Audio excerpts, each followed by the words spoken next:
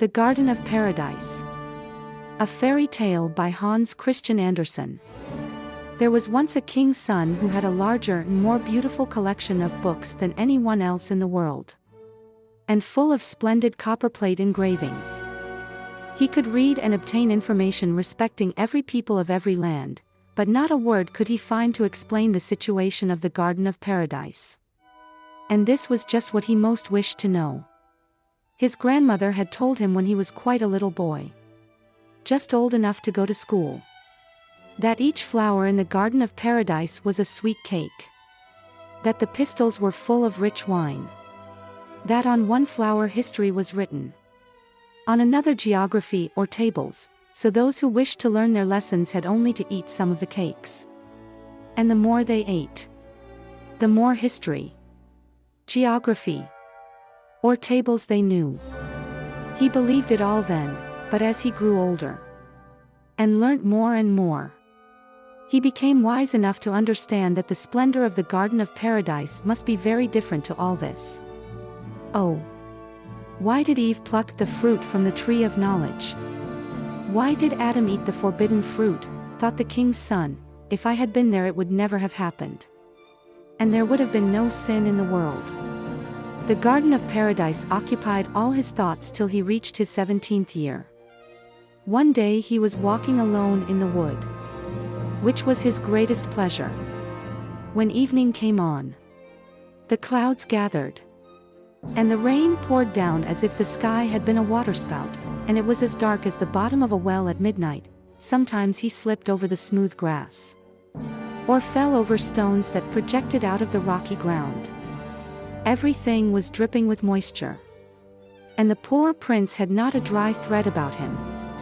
He was obliged at last to climb over great blocks of stone, with water spurting from the thick moss. He began to feel quite faint, when he heard a most singular rushing noise, and saw before him a large cave, from which came a blaze of light. In the middle of the cave an immense fire was burning, and a noble stag, with its branching horns, was placed on a spit between the trunks of 2 pine trees. It was turning slowly before the fire, and an elderly woman, as large and strong as if she had been a man in disguise, sat by, throwing one piece of wood after another into the flames. "Come in," she said to the prince, "sit down by the fire and dry yourself." "There is a great draught here," said the prince, as he seated himself on the ground. "It will be worse when my sons come home," replied the woman. "You are now in the cavern of the winds, and my sons are the 4 winds of heaven. Can you understand that?" "Where are your sons?" asked the prince. "It is difficult to answer stupid questions," said the woman. "My sons have plenty of business on hand. They are playing at shuttlecock with the clouds up yonder in the king's hall," and she pointed upwards.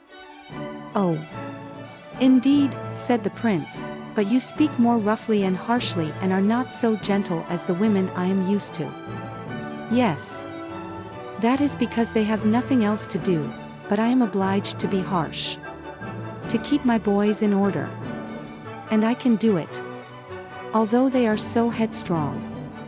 Do you see those 4 sacks hanging on the wall? Well, they are just as much afraid of those sacks as you used to be of the rat behind the looking-glass. I can bend the boys together and put them in the sacks without any resistance on their parts. I can tell you, there they stay, and dare not attempt to come out until I allow them to do so. And here comes one of them." It was the north wind who came in, bringing with him a cold, piercing blast. Large hailstones rattled on the floor, and snowflakes were scattered around in all directions. He wore a bearskin dress and cloak. His sealskin cap was drawn over his ears. Long icicles hung from his beard, and one hailstone after another rolled from the collar of his jacket. "Don't go too near the fire," said the prince, "or your hands and face will be frostbitten." "Frostbitten," said the north wind, with a loud laugh. "Why, frost is my greatest delight. What sort of a little snip are you? And how did you find your way to the cavern of the winds?" "He is my guest," said the old woman. "And if you are not satisfied with that explanation, you can go into the sack. Do you understand me?" That settled the matter. So the north wind began to relate his adventures. Whence he came, and where he had been for a whole month. "I come from the polar seas," he said. "I have been on the Bear's Island with the Russian walrus hunters. I sat and slept at the helm of their ship, as they sailed away from North Cape. Sometimes when I woke, the storm birds would fly about my legs.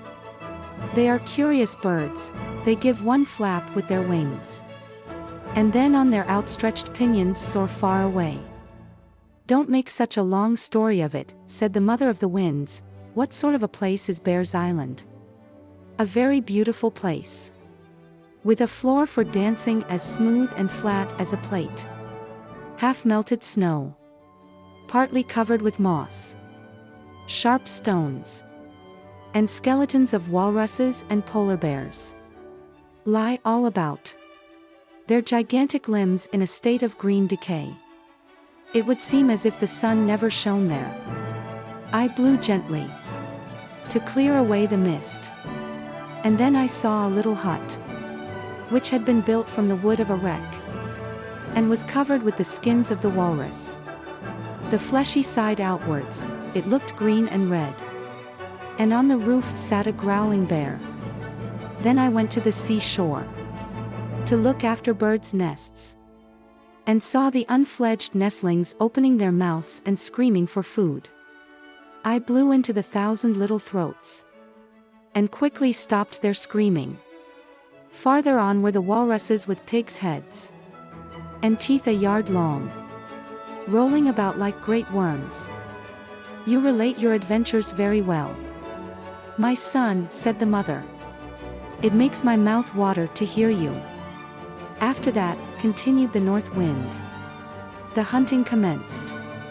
The harpoon was flung into the breast of the walrus, so that a smoking stream of blood spurted forth like a fountain, and besprinkled the ice. Then I thought of my own game. I began to blow, and set my own ships, the great icebergs, sailing, so that they might crush the boats. Oh, how the sailors howled and cried out! But I howled louder than they. They were obliged to unload their cargo, and throw their chests and the dead walruses on the ice. Then I sprinkled snow over them, and left them in their crushed boats to drift southward, and to taste salt water. They will never return to Bear's Island." "So you have done mischief," said the mother of the winds. "I shall leave others to tell the good I have done," he replied. "But here comes my brother from the west. I like him best of all, for he has the smell of the sea about him, and brings in a cold, fresh air as he enters." "Is that the little Zephyr?" asked the prince. "Yes, it is the little Zephyr," said the old woman, "but he is not little now. In years gone by he was a beautiful boy, now that is all past. He came in, looking like a wild man, and he wore a slouched hat to protect his head from injury. In his hand he carried a club, cut from a mahogany tree in the American forests. Not a trifle to carry." "Whence do you come?" asked the mother. "I come from the wilds of the forests, where the thorny brambles form thick hedges between the trees, where the water snake lies in the wet grass, and mankind seem to be unknown." "What were you doing there?" "I looked into the deep river, and saw it rushing down from the rocks. The water drops mounted to the clouds and glittered in the rainbow. I saw the wild buffalo swimming in the river, but the strong tide carried him away amidst a flock of wild ducks, which flew into the air as the waters dashed onwards, leaving the buffalo to be hurled over the waterfall. This pleased me, so I raised a storm, which rooted up old trees, and sent them floating down the river." "And what else have you done?" asked the old woman.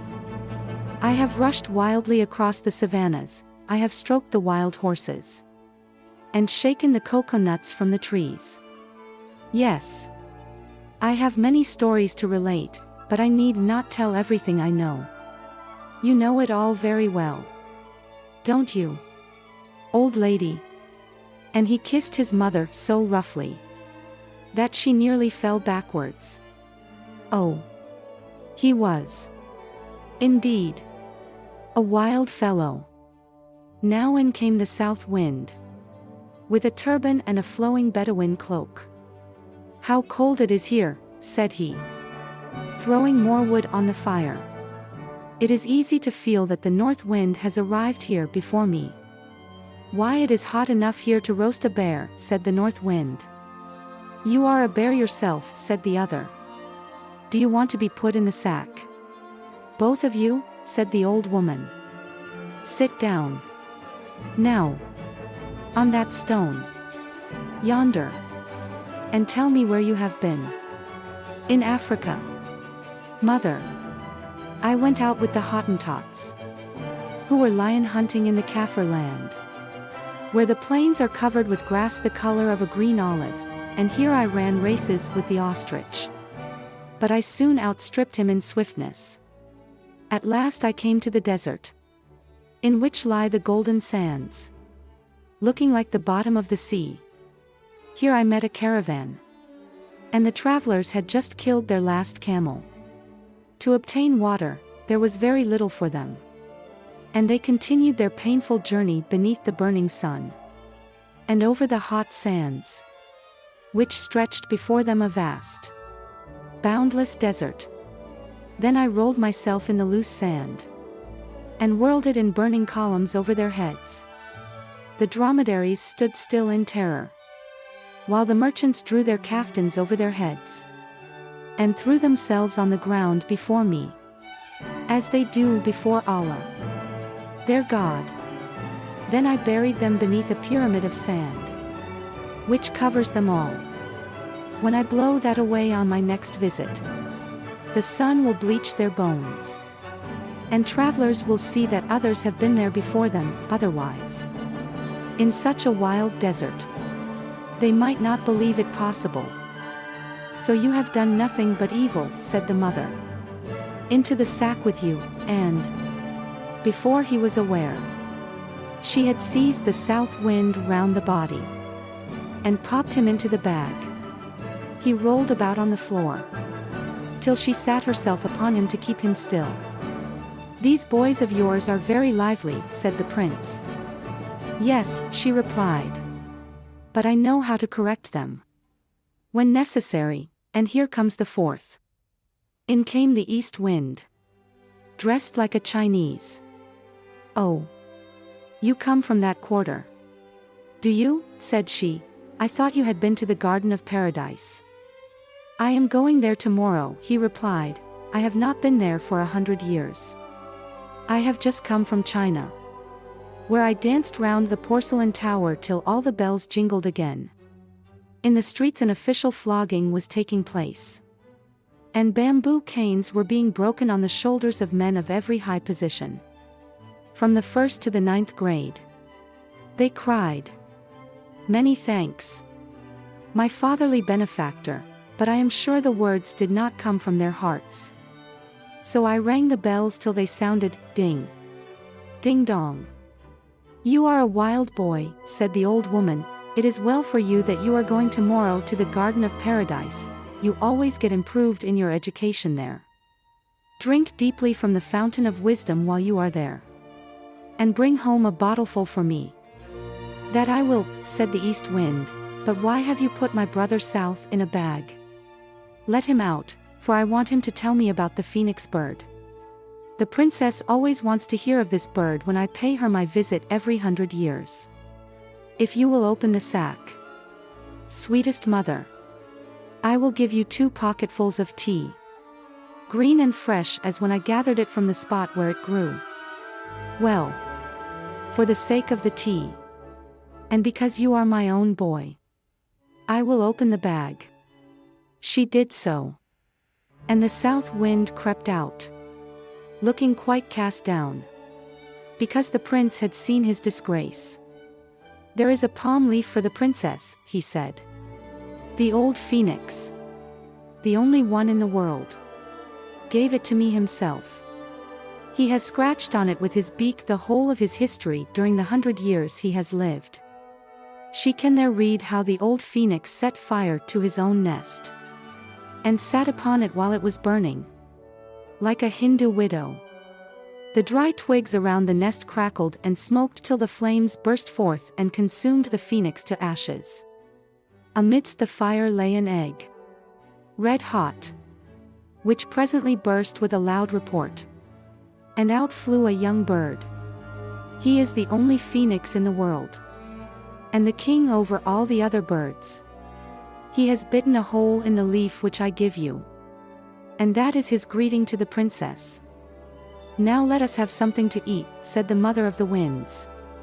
So they all sat down to feast on the roasted stag, and as the prince sat by the side of the east wind, they soon became good friends. "Pray tell me," said the prince, "who is that princess of whom you have been talking? And where lies the garden of paradise?" "Ho! Ho!" said the east wind. "Would you like to go there? Well, you can fly off with me tomorrow, but I must tell you one thing, no human being has been there since the time of Adam and Eve. I suppose you have read of them in your Bible." "Of course I have," said the prince. "Well," continued the east wind, "when they were driven out of the garden of paradise, it sunk into the earth, but it retained its warm sunshine, its balmy air, and all its splendor. The fairy queen lives there, in the island of happiness, where death never comes, and all is beautiful. I can manage to take you there tomorrow, if you will sit on my back. But now don't talk any more, for I want to go to sleep." And then they all slept. When the prince awoke in the early morning, he was not a little surprised at finding himself high up above the clouds. He was seated on the back of the east wind, who held him faithfully, and they were so high in the air that woods and fields, rivers and lakes, as they lay beneath them, looked like a painted map. "Good morning," said the east wind. "You might have slept on a while, for there is very little to see in the flat country over which we are passing unless you like to count the churches. They look like spots of chalk on a green board." The green board was the name he gave to the green fields and meadows. "It was very rude of me not to say goodbye to your mother and your brothers," said the prince. "They will excuse you, as you were asleep," said the east wind, and then they flew on faster than ever. The leaves and branches of the trees rustled as they passed. When they flew over seas and lakes, the waves rose higher, and the large ships dipped into the water like diving swans. As darkness came on, towards evening, the great towns looked charming, lights were sparkling, now seen now hidden, just as the sparks go out one after another on a piece of burnt paper. The prince clapped his hands with pleasure, but the east wind advised him not to express his admiration in that manner, or he might fall down and find himself hanging on a church steeple. The eagle in the dark forests flies swiftly, but faster than he flew the east wind. The Cossack, on his small horse, rides lightly over the plains, but lighter still past the prince on the winds of the wind. "There are the Himalayas, the highest mountains in Asia," said the east wind. "We shall soon reach the garden of paradise now." Then they turned southward, and the air became fragrant with the perfume of spices and flowers. Here figs and pomegranates grew wild, and the vines were covered with clusters of blue and purple grapes. Here they both descended to the earth, and stretched themselves on the soft grass, while the flowers bowed to the breath of the wind as if to welcome it.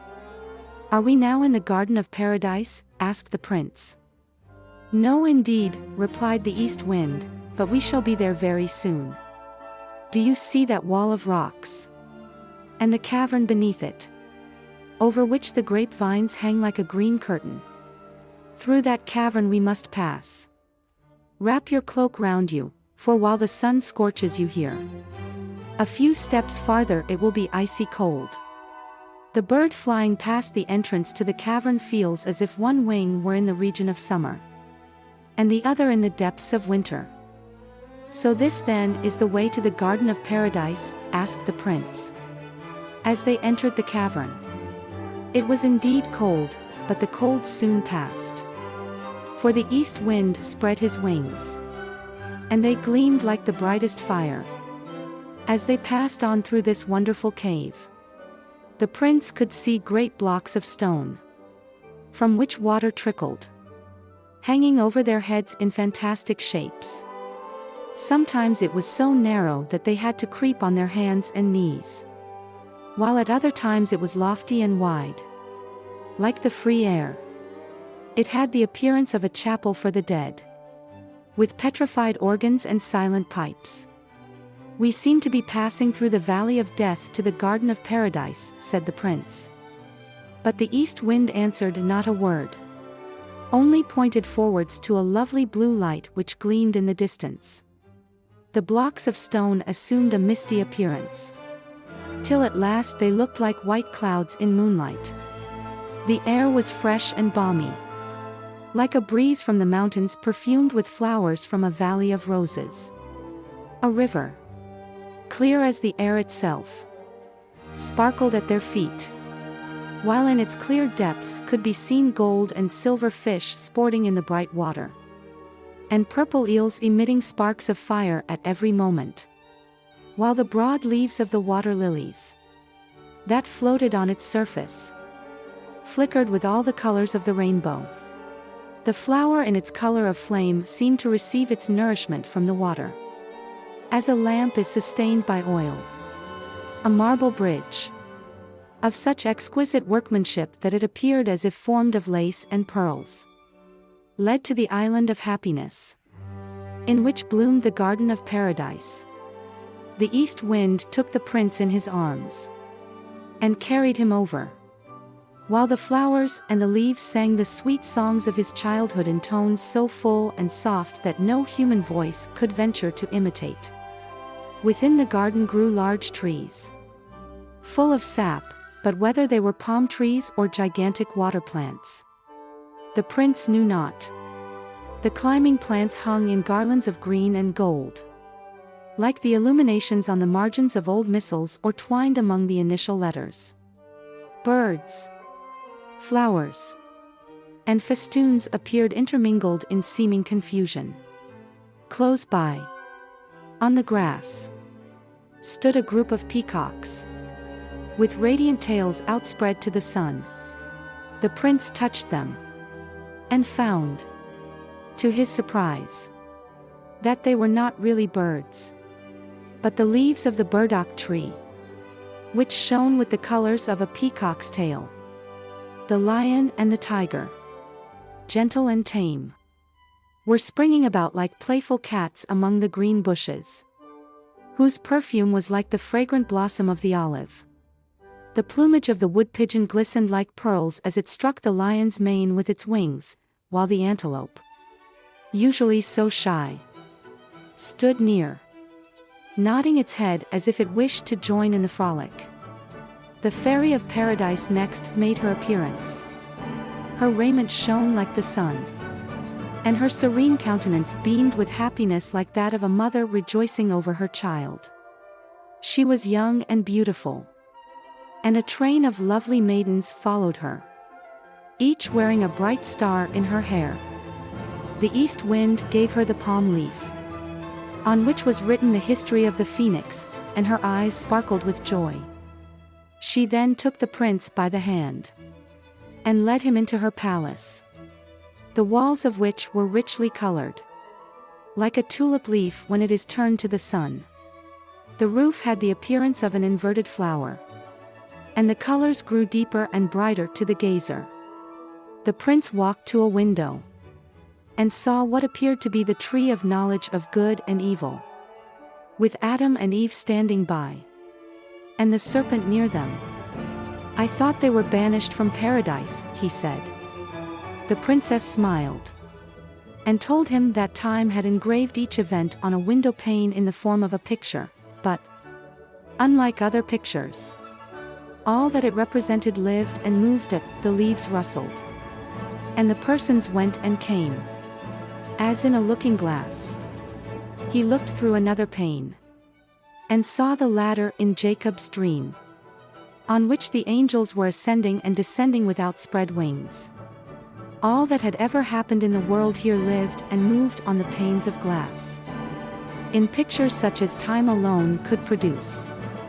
The fairy now led the prince into a large, lofty room with transparent walls, through which the light shone. Here were portraits, each one appearing more beautiful than the other, millions of happy beings, whose laughter and song mingled in one sweet melody. Some of these were in such an elevated position that they appeared smaller than the smallest rosebud, or like pencil dots on paper. In the center of the hall stood a tree, with drooping branches, from which hung golden apples, both great and small, looking like oranges amid the green leaves. It was the tree of knowledge of good and evil, from which Adam and Eve had plucked and eaten the forbidden fruit. And from each leaf trickled a bright red dewdrop, as if the tree were weeping tears of blood for their sin. "Let us now take the boat," said the fairy. "A sail on the cool waters will refresh us. But we shall not move from the spot. Although the boat may rock on the swelling water, the countries of the world will glide before us. But we shall remain still." It was indeed wonderful to behold. First came the lofty Alps, snow-clad, and covered with clouds and dark pines. The horn resounded, and the shepherds sang merrily in the valleys. The banana trees bent their drooping branches over the boat.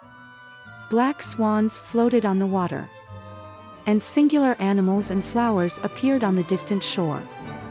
New Holland, the fifth division of the world, now glided by, with mountains in the background, looking blue in the distance.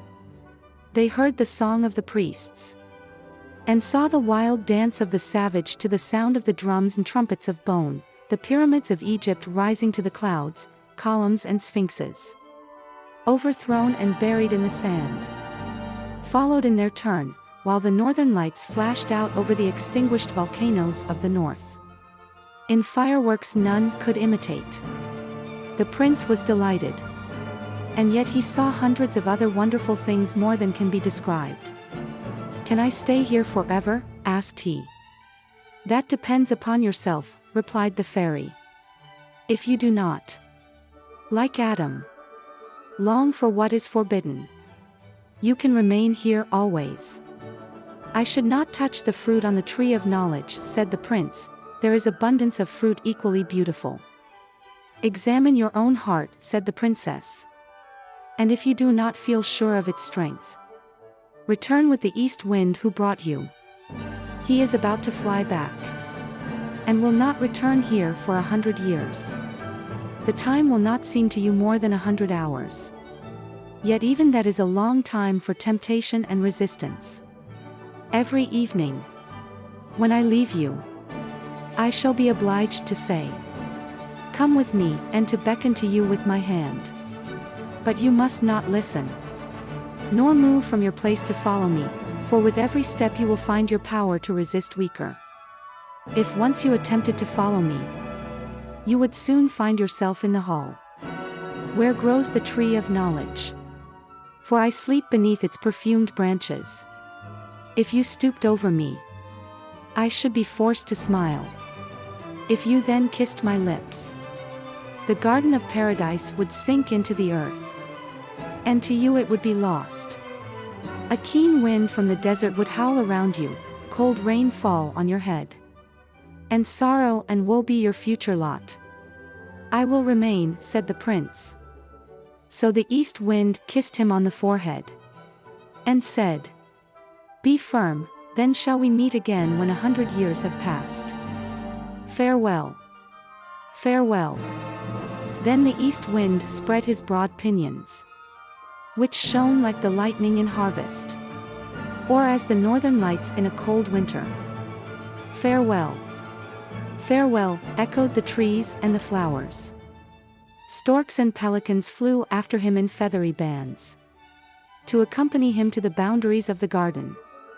"Now we will commence dancing," said the fairy, "and when it is nearly over at sunset, while I am dancing with you, I shall make a sign, and ask you to follow me, but do not obey. I shall be obliged to repeat the same thing for 100 years, and each time, when the trial is past, if you resist, you will gain strength, till resistance becomes easy, and at last the temptation will be quite overcome. This evening, as it will be the first time, I have warned you." After this the fairy led him into a large hall, filled with transparent lilies. The yellow stamina of each flower formed a tiny golden harp, from which came forth strains of music like the mingled tones of flute and lyre. Beautiful maidens, slender and graceful in form, and robed in transparent gauze, floated through the dance, and sang of the happy life in the garden of paradise, where death never entered, and where all would bloom forever in immortal youth. As the sun went down, the whole heavens became crimson and gold, and tinted the lilies with the hue of roses. Then the beautiful maidens offered to the prince sparkling wine, and when he had drank, he felt happiness greater than he had ever known before. Presently the background of the hall opened and the tree of knowledge appeared, surrounded by a halo of glory that almost blinded him. Voices, soft and lovely as his mother's, sounded in his ears, as if she were singing to him, "My child, my beloved child." Then the fairy beckoned to him, and said in sweet accents, "Come with me, come with me." Forgetting his promise, forgetting it even on the very first evening, he rushed towards her, while she continued to beckon to him and to smile. The fragrance around him overpowered his senses. The music from the harp sounded more entrancing, while around the tree appeared millions of smiling faces, nodding and singing. Man should know everything, man is the lord of the earth. The tree of knowledge no longer wept tears of blood, for the dewdrops shone like glittering stars. "Come, come," continued that thrilling voice. And the prince followed the call. At every step his cheeks glowed, and the blood rushed wildly through his veins. "I must follow," he cried, "it is not a sin. It cannot be.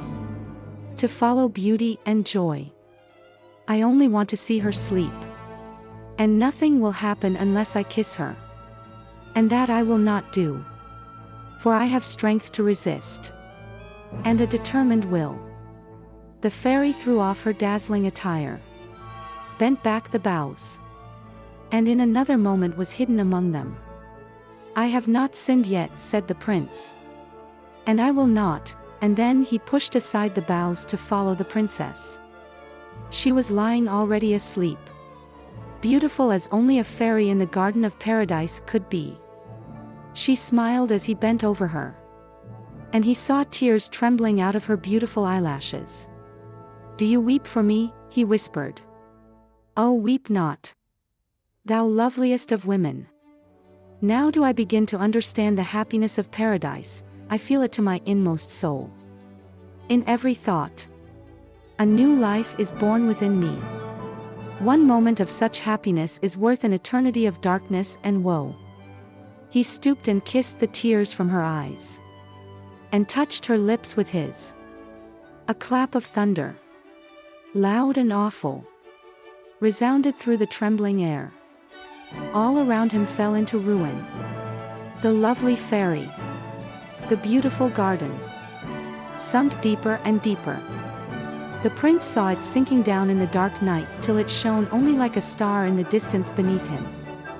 Then he felt a coldness, like death, creeping over him, his eyes closed. And he became insensible. When he recovered, a chilling rain was beating upon him, and a sharp wind blew on his head. Alas! What have I done? He sighed. I have sinned like Adam. And the garden of paradise has sunk into the earth. He opened his eyes and saw the star in the distance. But it was the morning star in heaven which glittered in the darkness. Presently he stood up and found himself in the depths of the forest, close to the cavern of the winds. And the mother of the winds sat by his side. She looked angry and raised her arm in the air as she spoke. The very first evening, she said. Well, I expected it. If you were my son, you should go into the sack.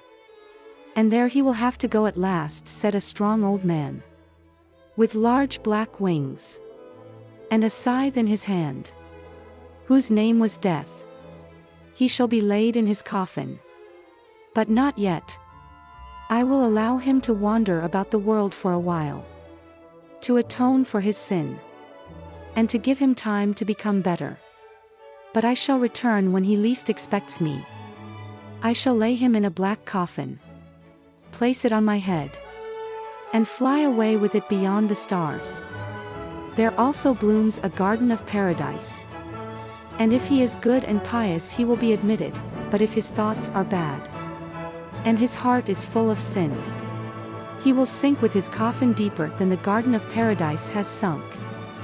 Once in every 1,000 years I shall go and fetch him, when he will either be condemned to sink still deeper, or be raised to a happier life in the world beyond the stars.